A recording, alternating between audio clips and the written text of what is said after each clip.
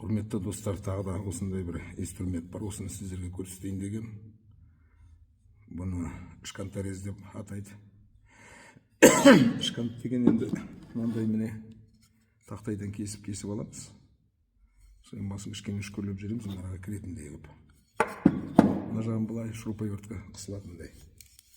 Енді шкант деген неменеге керек ол? Ана үйде бір жиһаз жасасаңыздар, не орындық бірдеңкедер сондай нәрселерге керек болады. Бұл ағаштан клейік отырғызып, ағашты екі тақтайды бірін-біріне қысқанға соған керек. Енді оны сатып ала берсең, мен осы 1-2 жыл бұрын беседка жасаған. Маған өте көп кетті. Сонда сатып ала берсең қымбат түседі ғой. Онда мен былай жасадым міне. Осындай темір міне. Мынау 10 мм. Міне қасынан қандай керек маған, например. Мынау 8-дік болса, міне тесік жаннан 4-тікпен или 5-тікпен тесесін. Сонда мына ағаш мынаған келетті. Міне осы кескенде мынау кесіп отырады. Ар жағынан тура қандай размер 8 қойдыңыз ба, 8 болып шығады. Топ-томалақ болып. Енді мына қолдан істелген не? Мынандай зауытта шығатын да бар міне. Мен осыны Қытайдан алдырдым. Осындай кілті бар. Босатасыз да қай жақ қандай диаметр келеді, сондай кесесіздер. Қазір мен көрсетемін сіздерге қалай болады. Мен мынаны қысып қойдым тесіға. Міне. Енді неге 10-дыққа қойдым мына пышағын. Сондай кесе. Мен осылай шурупайвертқа бұрап отырғызып алдым. Енді осыны 10-дық деген тесікке қойдым да бұрайын.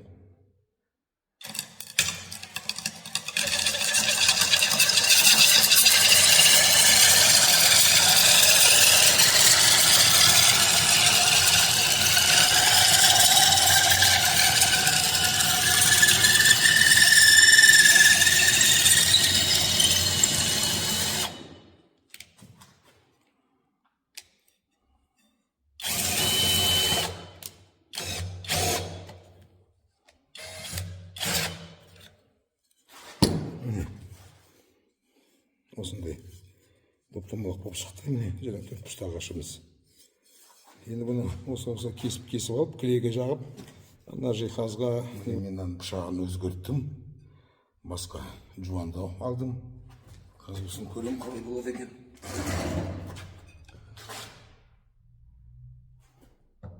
Он алты.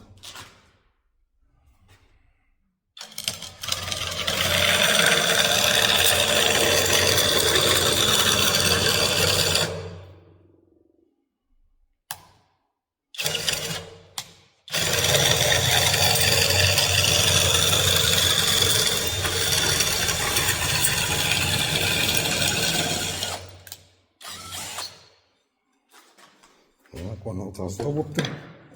Маншеттері шықпады. Қазір өзгертеміз. 14-ке қоямыз. Мұда өзгертіп қойдым мен. 14-ке қойдым. Енді қазір көреміз қалай болады.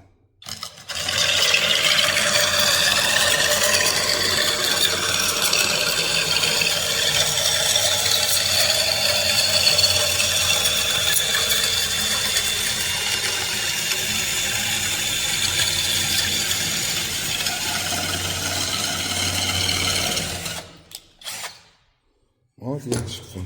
Міне, топ-томалақ. Бұлай көрсеңіздер де міне.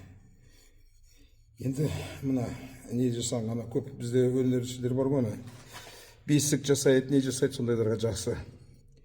Кигіз үй жасайтындарға. Мен көрсетейін деген осындай инструмент бар деп. Болды. Енді жинап алып түсем. Міне. Шканторез деп айтады. Енді мұна қолдан жасағаннан оны да көрсете салайын. Жай бір темір.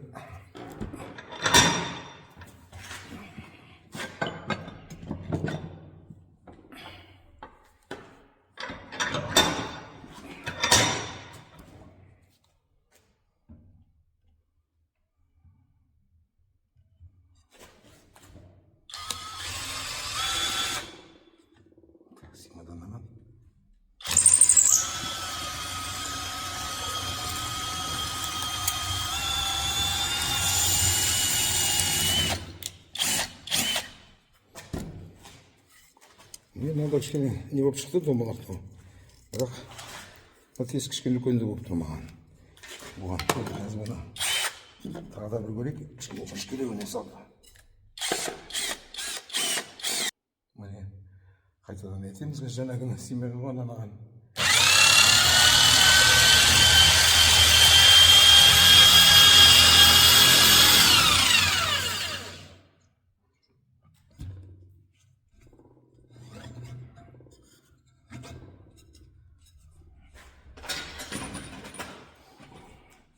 Не бұрым оборот көбірек керек екен, шурповерттің обороты аз болып қалды да. Міне, топ-томалақ болып шықты. Осылай міне. Енді кімге керек болды осылай. Мынандай қолдан істеп алсаңыздар да болады. Сатып алмаймын десеңіз. Міне, жай бір темір жатқан соны тесіп тастағам. Енді несі міне қандай 8-ге тесесіз, мен даже міне 20-ға тескем. Бір тесік тесес 8 ба 6 ма. И жанынан кесіп қойып, сонда мынаның кертік несіне кесіп отырады ағашты. Топ-томалақ болып шығады сонда осылай. Міне осылай.